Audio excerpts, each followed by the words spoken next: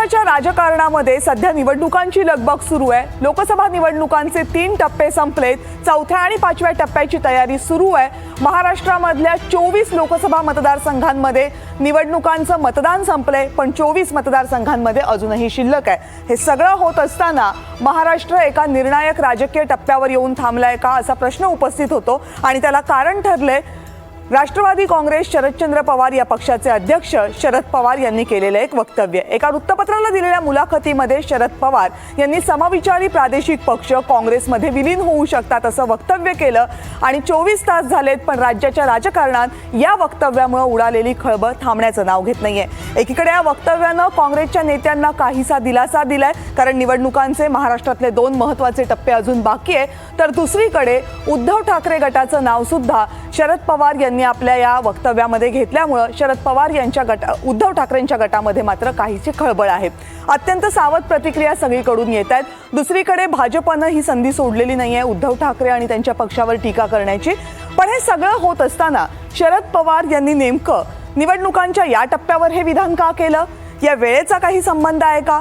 या विधानाचे अर्थ काय होतात? आणि सगळ्यात महत्त्वाचं म्हणजे निवडणुकांच्या येणाऱ्या निकालांशी हे विधान नेमकं काय साधर्म्य सांगतं? असे अनेक प्रश्न राज्याच्या राजकारणामध्ये सध्या उपस्थित केले जात आहेत। याच प्रश्नांसंदर्भात आपल्याला चर्चा करायची आहे आजच्या या विशेष बुलेटिनमध्ये। पण त्या अगोदर एक नजर टाकूयात की शरद पवार यांचं जे विधान आहे त्या विधानाचे नेमके काय काय अर्थ सध्या चर्चेला आहेत। महाराष्ट्रामधल्या चौथ्या आणि 5व्या टप्प्यातल्या मतदारांना शरद पवार संदेश देत आहेत का? देशामध्ये काँग्रेस हा सशक्त पर्याय असल्याचा संदेश शरद पवार देत आहेत का? निकालानंतर म्हणजे लोकसभा निवडणुकांच्या निकालानंतर सत्ता स्थापनेसाठी प्रादेशिक पक्षांची तरतूद करून ठेवण्याचे प्रयत्न सुरू झाले आहेत का? राजकीय स्थैर्याच्या नावाखाली भविष्यातील धोका टाळण्याचा शरद पवार प्रयत्न करतायत का? आणि निकालानंतर कोणतीही फाटाफूट टाळण्याचे प्रयत्न होत आहेत का?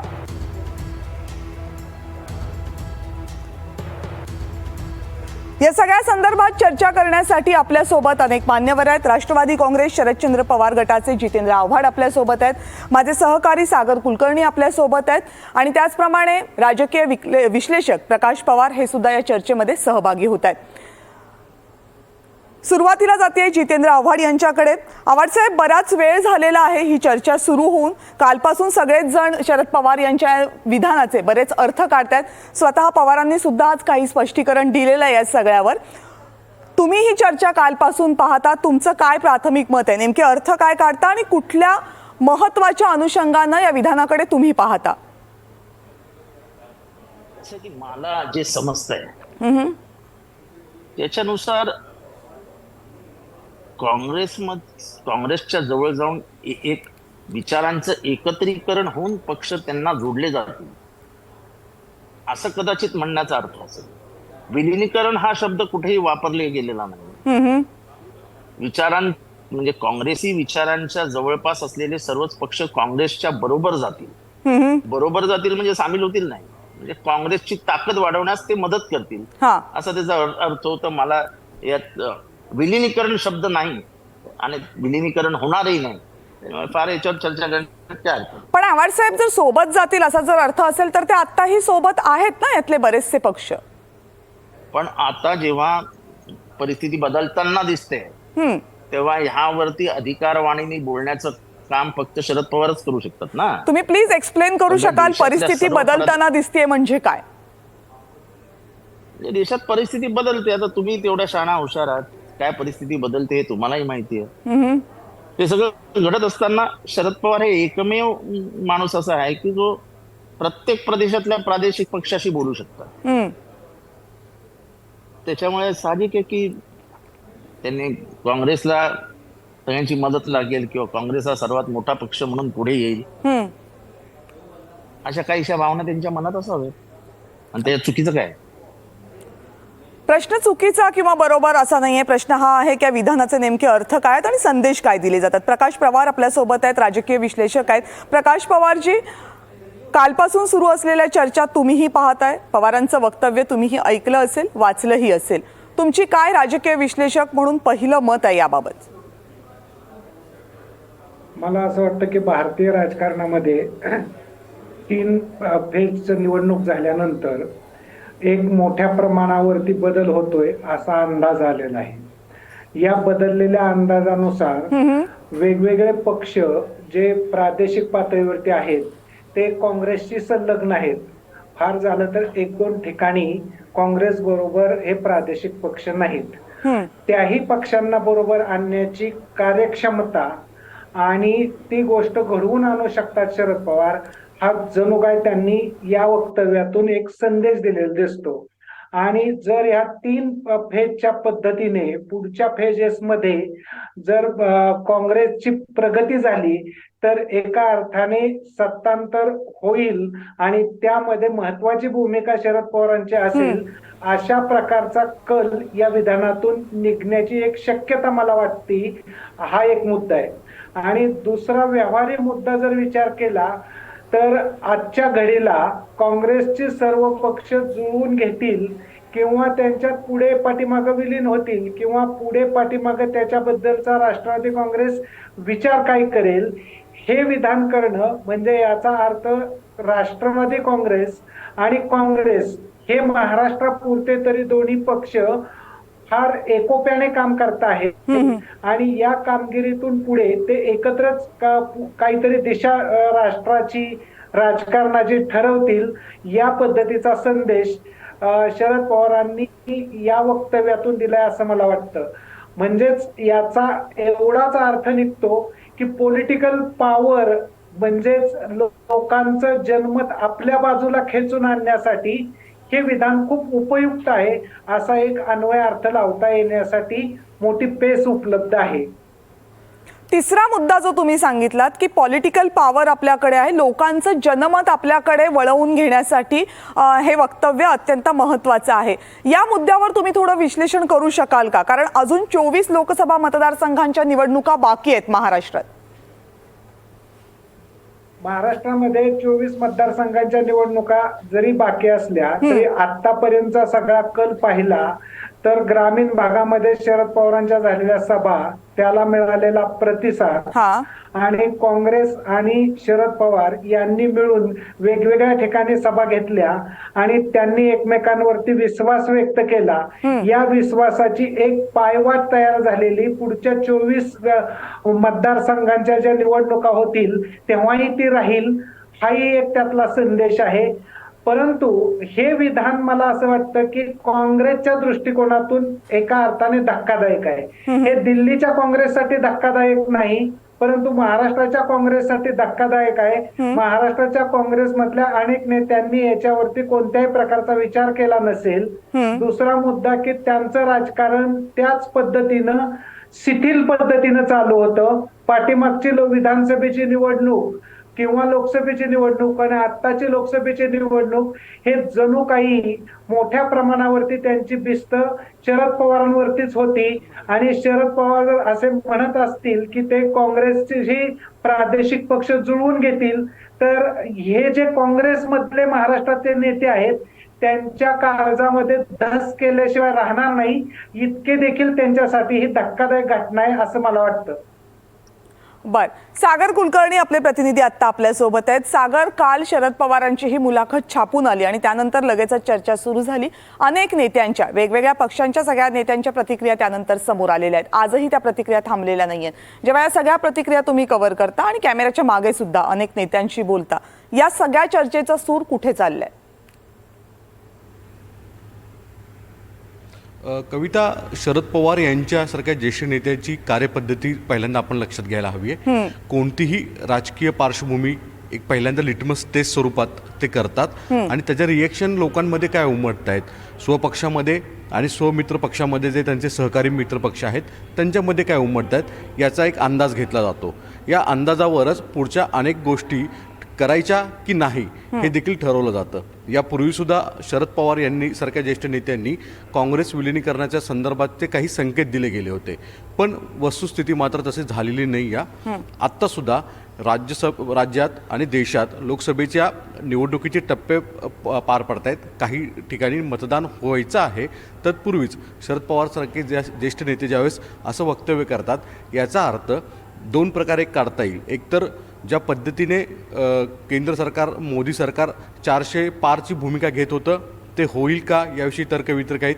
कदाचित जे आत्ता आकडे येत आहेत, जे एक राजकीय वर्तुळात ज्या चर्चा सुरू आहेत, समजा याबाबतचा आकडा 250पर्यंतचा जर चुकून अडकून पडला तर मग नेमकी भूमिका काय घ्यायची याविषयीचं गणित होऊ शकेल. कारण की प्रादेशिक पक्षांना आधीच तोडफोड करण्याचं काम केंद्र सरकारच्या वतीने करण्यात आलेलं महाराष्ट्र पाहिलेलं आहे, कर्नाटकमध्ये पाहिलेलं आहे, बिहार राज्यामध्ये पाहिलेलं आहे. जे प्रादेशिक पक्ष असतात त्यांच्या मर्यादा वेगळ्या आहेत. त्यांच्यामध्ये भविष्यामध्ये जर कदाचित मोदी सरकारला गव्हर्नमेंट फॉर्म करताना इतर पक्षांची मदत लागली तर कदाचित ते तोडफोड करण्याचा प्रकार नाकारता येऊ शकत नाही. अशा वेळेस राष्ट्रीय पक्षांच्या जवळ अधिक जाणं आणि त्यांच्यामध्ये विलिनीकरणाचा एक भाग असू शकतो. दुसरी गोष्ट, गेल्या काही दिवसांमध्ये उद्धव ठाकरे यांच्याविषयी पंतप्रधान नरेंद्र मोदी यांनी जे विधान केलं त्याच्यावरनं सुद्धा महाविकास आघाडीमध्ये एक छोटीशी कुजबूज दिसून येते. कदाचित जर मोदी सरकार लार्जर स्वरूपामध्ये परत एकदा जर दिसलं तर कदाचित भविष्यामध्ये पर्यायी व्यवस्थेची असावी याचा देखील विचार कदाचित केला जाऊ शकतो की काय, असा सुद्धा एक तर्कवितर्क लावला जातो.